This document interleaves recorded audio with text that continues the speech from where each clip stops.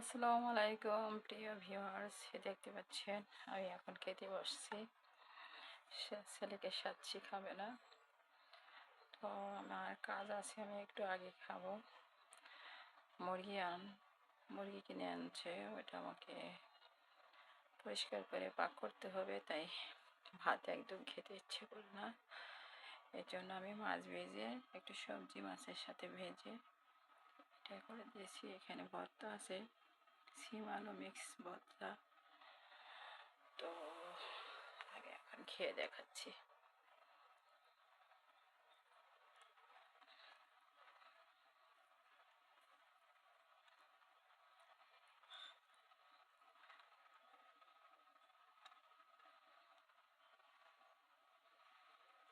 বিসমিল্লাহ।